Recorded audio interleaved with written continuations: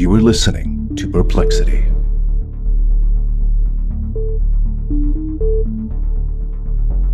Have you ever heard a story so shocking and unbelievable that it didn't feel real? Like something out of a mystery novel or an action thriller? Well, that's how I felt when I first heard the story of the disappearance of a 61-year-old woman named Lorraine Garcia. Lorraine vanished from Richland County, South Carolina, without a trace. She was last spotted leaving a hospital on September 13th, 2021, but 2 entire months would pass before this mother and grandmother would be reported missing by anyone. According to the National Missing and Unidentified Persons Database, an average of 600,000 people go missing every year, with approximately 4,400 of those cases resulting in finding human remains. And according to the National Crime Information Center's missing person and unidentified person files, particularly for the year of 2021, the year that Lorraine went missing, Lorraine would be one of 521,705 others that would be reported missing. With the United States having the world's highest number of missing persons, this can seem incredibly daunting and overwhelming.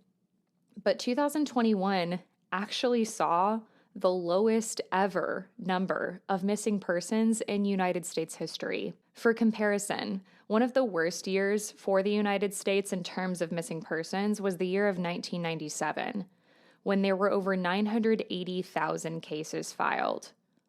Another important thing to note, though, is that people are often found very quickly, with the overall percentage of people who actively stay missing just being close to 1%. And as a true crime enthusiast, I was shocked that I did not know this. When I learned this, I felt like this explained the attitude of a lot of law enforcement as well. We hear this in so many true crime cases. Somebody goes missing, the police don't seem to take it seriously, and they're like, oh, they're blowing off steam, they ran away, or they're starting a new life, or don't worry, they'll be back soon. Because after all, 99% of these people do come back. But what about that 1%? Of those 600,000 annual cases, that still means there are 6,000 people that don't come back. One day they're living their lives, and the next they're gone. And this is unfortunately how the story starts for the case of Lorraine Garcia.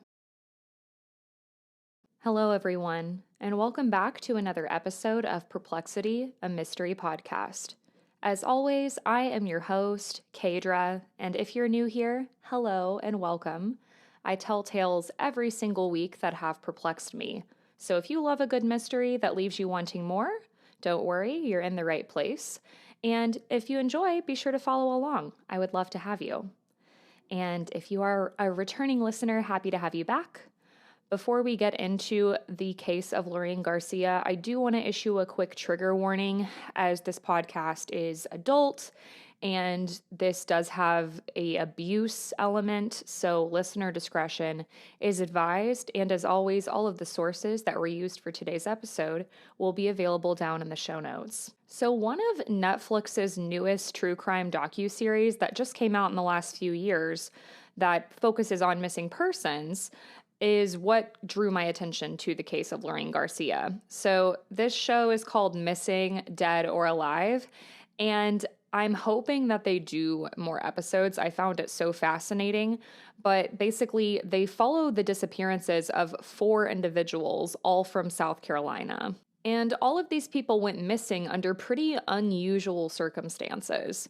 Lorraine's case was the first one that this show really delved into, and I highly recommend that you check out the show if you haven't. It's a very good watch. I will say it's quite dramatized in my opinion, but I did still really, really enjoy it. So, starting with some background about Lorraine. Lorraine was a mother and grandmother living in Richland County, South Carolina.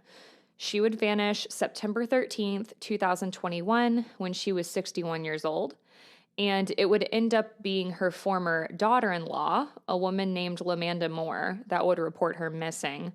And LaManda lived out of state in North Carolina, but LaManda would talk to Lorraine all the time. When Lamanda filed the missing persons report on November 18th, no one had heard from Lorraine for the last 2 months. The last time that Lamanda spoke with Lorraine, it was the beginning of September. They talked on the phone all the time. Lamanda and Lorraine remained close even after Lamanda's divorce from Lorraine's son, Tony, who we will talk about more later. But one day, these phone calls from Lorraine stopped coming, and Lamanda became worried. When police arrived at Lorraine's home for a welfare check, there was no trace of her or any of her belongings for that matter. Her bank account also didn't show any activity since her disappearance. Lorraine was quickly classified as endangered by police, and they began their investigation. So Lorraine's son, Anthony Garcia, who went by Tony, lived with Lorraine. The home was owned by Lorraine, and he lived there with her. It was just the two of them. Tony, like I said, had been married to Lamanda. They had gotten divorced, and Tony had formerly served in Iraq. So he was a military veteran. Before he served, he was, according to Lamanda, a very laid-back guy. He was a good son and a good husband. And when Lamanda and Tony were still together, Lamanda would describe him as being a happy-go-lucky kind of person, and that he never met a stranger. But when he went to Iraq for 2.5 years, he had an incredibly rough time.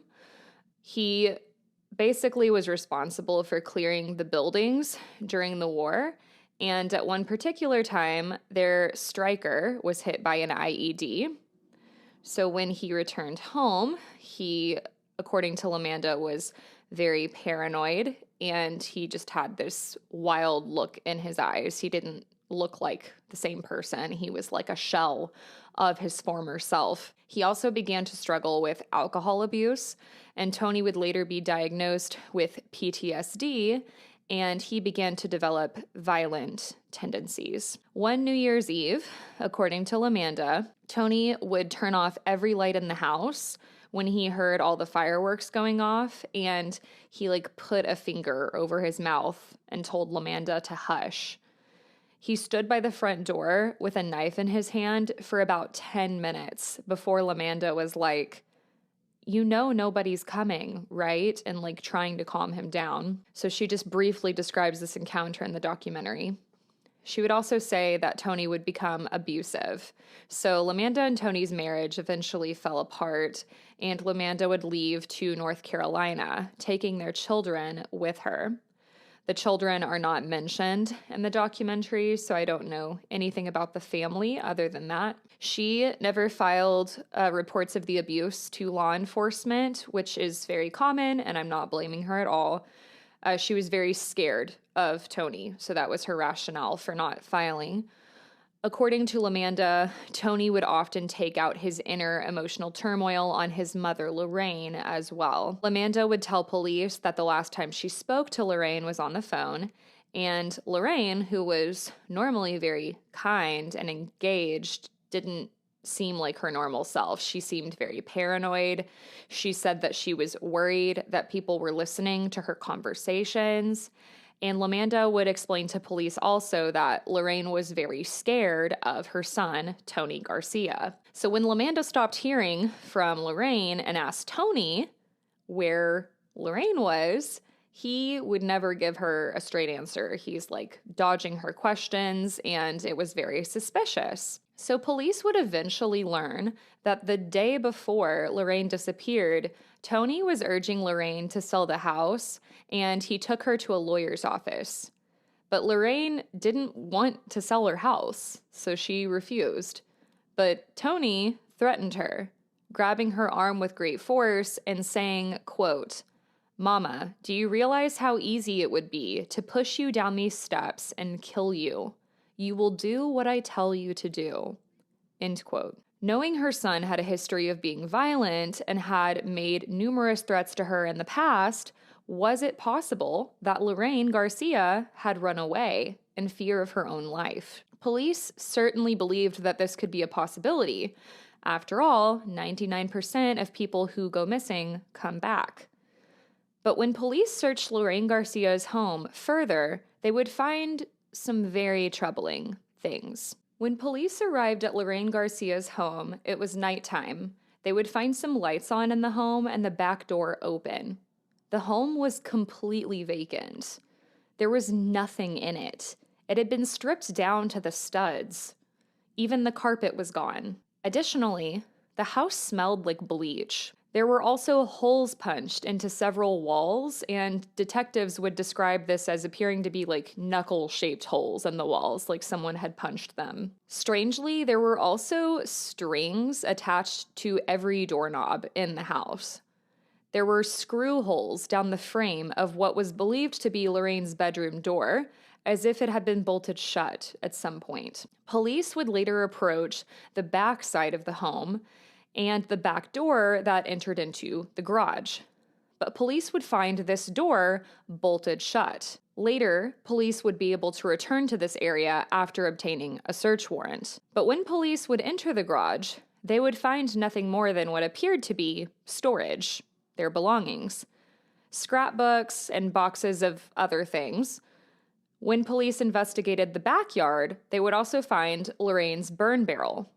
Inside of the burn barrel, they would find what appeared to be the incinerated remains of a cell phone and a storage card. Lorraine's belongings had also been tossed outside of the home like garbage, including photos, precious family photos of her holding her grandchild, her mattress, her furniture. It was very eerie and unsettling for detectives. So after 36 hours since Lorraine Garcia had been declared a missing person, police would finally be able to get a hold of Tony. They've been trying to call him this whole time, but they weren't hearing back, and initially they were also even having a hard time finding a number for him. So after 36 hours, they're able to speak to Tony, and he claims that the last time he saw his mother was on September 13th, after he dropped her off at Prisma Health Hospital, because according to him, she was refusing to take her medications. She was taking medication, again according to him, for paranoia and a mood disorder. He hoped that by dropping her off at Prisma, that the healthcare workers would basically help Lorraine and help her get proper treatment. He was basically telling investigators, look, I just want my mama to get back on her meds. She wasn't acting right. That's all I wanted to do. She wasn't listening to me, so I dropped her off at the hospital. But he refused to speak about his mother's disappearance. He was dodging all these questions. He was very agitated. And he was just behaving very strangely. And this is all in the documentary. So you can watch for yourself and look at his body language and how he phrases things and see what you think. But it's incredibly unsettling and strange to me. So when police asked for an explanation as to why he never reported his mother missing, because it's been 2 months, Tony would say, quote, "It seems like you're interrogating me, like I'm the number one suspect," end quote. They also asked him about the strings on all the doors in the house, and he would say, "That would definitely not hold my mama back. She's strong." So instead of explaining what the string is for, you're kind of pointing to it being something, kind of a restraint in a way. Like just a weird thing to say. So police are taking note of all these strange behaviors of Tony, and they also asked if his mother had a cell phone. They're like, hey, we want to reach her. What's going on? And at this point, they already know that her cell phone, or most likely her cell phone, is the one that's been incinerated in this burn barrel. So they want to kind of see what he says. So he says that his mother did have a cell phone, but he didn't know where it was. And he could look for it, which is weird because wouldn't her phone be with her? You know, if like he's truly aloof and has no idea, he'd be like, her phone's with her. What do you mean? But instead he's like, oh, I can go look for it. And so police are like, look for it where, Tony? And he would say, in the array of stuff. So again, just very strange. He would also tell police that he knew that his mother was still alive, there was no way that she was dead, and she had likely gone off with a guy that she was dating. So when police asked who she had dated last, Tony would say, Theodore Roosevelt. The same day of this phone call, police would find Tony back at the house. He had been driving with a suspended license. He had this red pickup truck that was parked there. And police would take notice that since Tony had returned to the house, the carpet that had been pulled out of the house and was in the pile of belongings outside was now gone. They don't know where this carpet went. Police would also later find that Tony had in fact dropped Lorraine off at Prisma Health like he had told detectives, but when doctors released Lorraine's medical records to police, they would find that she was not on any type of medication. She had been prescribed Prozac a long time ago, but she had gotten off of it. And when doctors assessed Lorraine, they would say that she was lucid and pleasant. She in no way appeared to be having a mental health crisis. She did not appear to be insane. She was intact cognitively. She showed no signs of hallucinations or delusions. But this is interesting. When one doctor asked Lorraine if she felt safe in her home, she said, "I'll take the fifth." She also said that she didn't have a cell phone at the time that she was hospitalized, and she went to her neighbor to ask the bank to restrict any access to people like using her account, basically. She was worried that Tony was trying to make her look crazy, and she was scared to go home. But it was unclear when she was discharged from the hospital, because she was fine, what happened next. No one knows where she went. So it's unclear if she went back to her home or somewhere else, but according to Tony, that was the last time he saw his mom. Tony also failed to mention that on the morning he dropped Lorraine at the hospital, they stopped at Lorraine's bank first. Video footage would show Tony driving his red truck through the bank with Lorraine in the passenger seat, and he would take $500 out of her account. What he did with that money, we have no idea. Police would also discover that Tony had, against his mother's wishes, sold her home on Facebook Marketplace, which I didn't even know was a thing. He placed an ad and stated that the home was rent to own, and someone took them up on the ad because it was a great deal. You would basically pay $300 a month until the home was paid off, and you would own it. So someone takes them up on this ad. And when a carpentry company arrived at the house to lay down carpet on behalf of the new owner, and this is all after Lorraine has disappeared, police intercept this. So this is like in November. Luckily, police were able to use the marketplace ad as crucial evidence to arrest Tony, because this is illegal. He doesn't own the house. Tony had completed a direct sale with an illegal contract and signed the paperwork for a home that was not his. When police spoke with the quote-unquote new owner of the home, he sent screenshots of he and Tony's conversation to show, like, yeah, I'm not making this up. I own this house now. So in this conversation between Tony and the new owner, Tony explained to this new owner when he obtained power of attorney, it would be a legal sell. But, you know, that's not how any of this works. So he was basically trying to take over his mother's financials for himself. So a few days later, Tony would be charged with using a computer to commit a crime, forgery due to signing a document that was untrue, and false pretenses.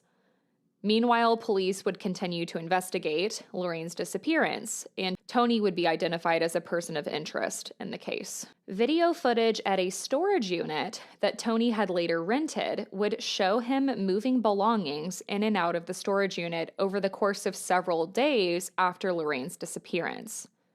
When police would gain access to the storage unit, they would find that the carpet that had gone missing from the home, along with an axe, a sledgehammer, a shovel, and a knife, and a cooler that smelled like bleach, would all be inside. Police would later interview neighbors, and one neighbor named Clara, who was a good friend of Lorraine's, explained that just before Lorraine went missing, she had confided in Clara and said that Tony had been locking her in her bedroom every night and that he stole her phone and her bank card. Clara also confirmed to police what Lamanda had reported, that Lorraine was being threatened by Tony severely right before she disappeared. So police now with all of this evidence, have a sinking feeling. Had Tony snapped?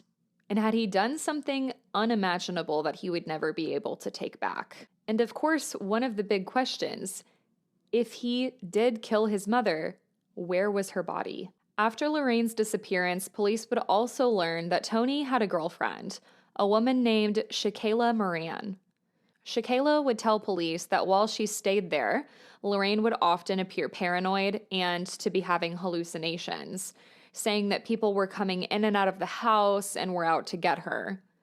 She would also say that Tony was tired of Lorraine's behavior and found it embarrassing, saying that he just wanted to live his life. An unnamed male friend of Tony's would also come forward and be willing to participate in an interview with police. He was unidentified, but his voice in the interviews mentioned in the documentary, and he clearly verbalizes concerns that he had for Lorraine's safety and well-being. He found Lorraine was living in very poor conditions. She was sleeping in the home on the floor, and it was this friend who would feel bad for Lorraine and buy her an air mattress. He also reported that Tony was constantly asking his mother for money, and police would later search Tony's truck, and in the bed of the truck, they would find a number of Lorraine's belongings. It was bags and bags of her clothing and the air mattress that Tony's friend had given her. And the air mattress was covered in a pretty significant amount of blood. In one interview in the Netflix documentary, Tony also refers to Lorraine in the past tense, and then he corrects himself. So I have his exact quote. Lorraine is still one of the most heartfelt, genuinely kind, fearless people I've ever met. My mama's best quality was her ability to love, or the heart that she has inside her spirit. Was I mad at my mom for how the fuck she handled things? Was I mad at her? Sure. But would I ever hurt my mom? Not on purpose.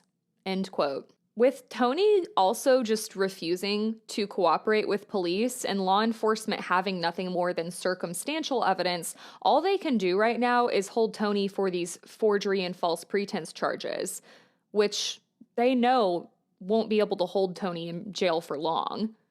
But police would finally get a break. After combing through Lorraine's bank statements, police would find someone had tried to access her bank account and had identification issues. This attempt was made a couple of weeks after Lorraine Garcia disappeared. When pulling an audio file from the bank, a woman can be heard talking to the bank teller over the phone.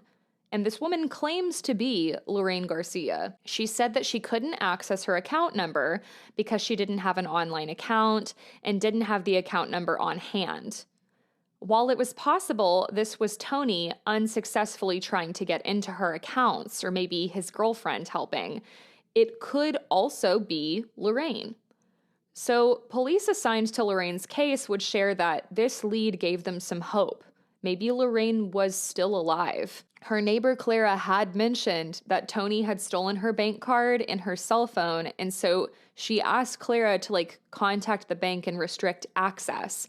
So if this is Lorraine, because the access was restricted, it could also cause her to have issues getting into her own account. So, it's possible. And in the documentary, they do play the recording, and it's definitely a woman on the phone, but it's hard to tell the age of the person talking. The phone call was also incredibly vague, and the person speaking couldn't even verify Lorraine's driver's license information. After the bank was able to give an address and phone number, though, for the caller, investigator Vicky Rains would make the long night drive to this mysterious address. After searching the streets, Vicky sees a woman walking with a cane who appears to be middle-aged. She looks familiar.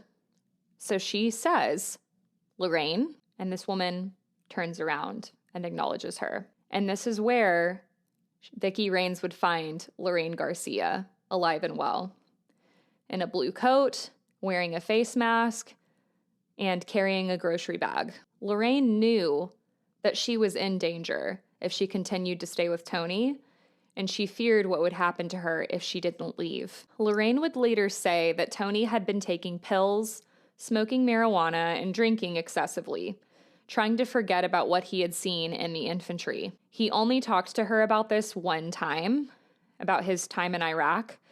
She also explained that there were, in fact, people coming in and out of the house that she didn't know. So remember the girlfriend saying that she seemed paranoid and people were coming in and out when there was no one there, blah, blah, blah. From what Lorraine explains, there were these random, strung out people that I guess were friends with Tony that were coming in and out of her home at all hours of the night, and it scared her.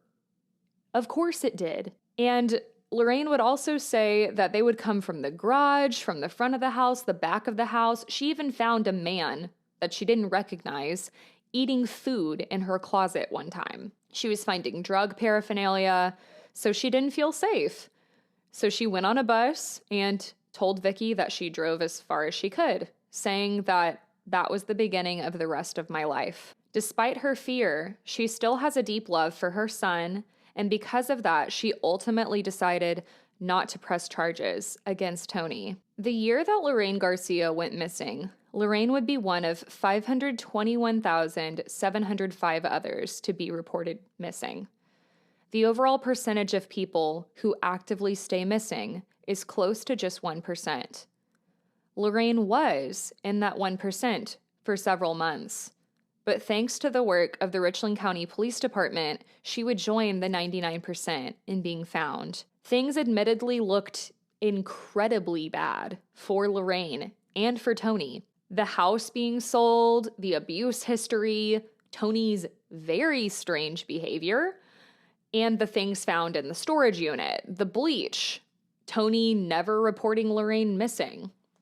This case stuck in my mind from the time that I heard it, because it all points to a homicide. For understandable reasons, Lorraine's location has never been released, and I do want to highlight a couple of things really quickly. So this type of domestic abuse that Lorraine experienced between an abusive adult child and the parent is often overlooked by society and by investigators and social workers.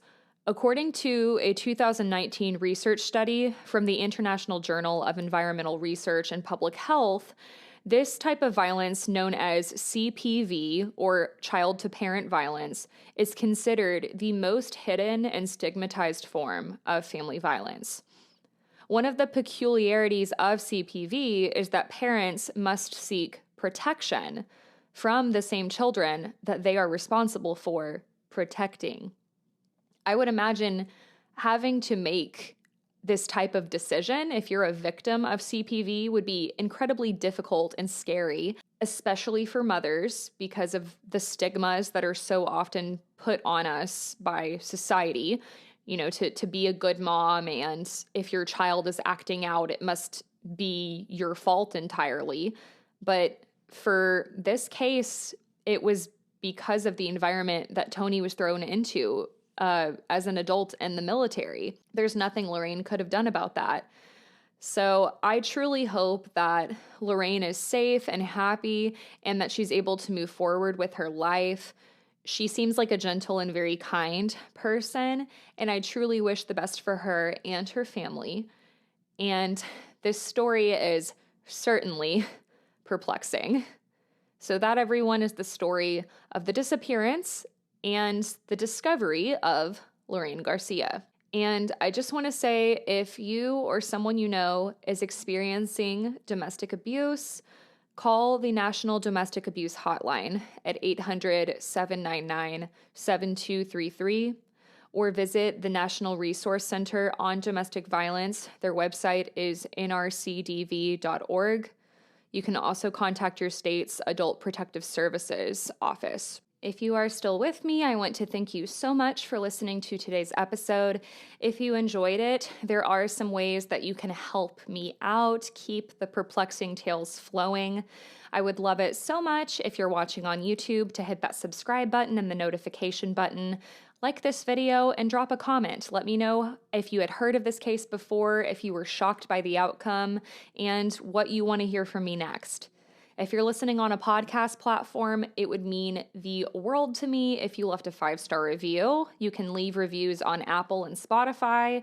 You can also, add this show to your list, hit the follow button. If you're listening on Spotify, you can also drop a comment. What did you think about this story? And if you really want to support the show, as I do not qualify for any type of ad monetization, and maybe you want some bonus content, I would love if you joined the Perplexed Society. You can become a patron. I've been doing a lot of exclusive bonus content on there pretty much every week. I just finished my Daughters of the Cult documentary coverage on there. It's a 5-part coverage. I also have a lot of side stories with some other podcast friends where we just shoot the shit and talk about whatever. I have creepy stories from the internet that I read on there, and I always take requests. So whatever you guys want, we'll put on there. You can join for as little as $1 a month if you just want to support, and if you want the exclusive bonus content, it is just $3 a month, less than a cup of coffee. So that is my plug for everything today.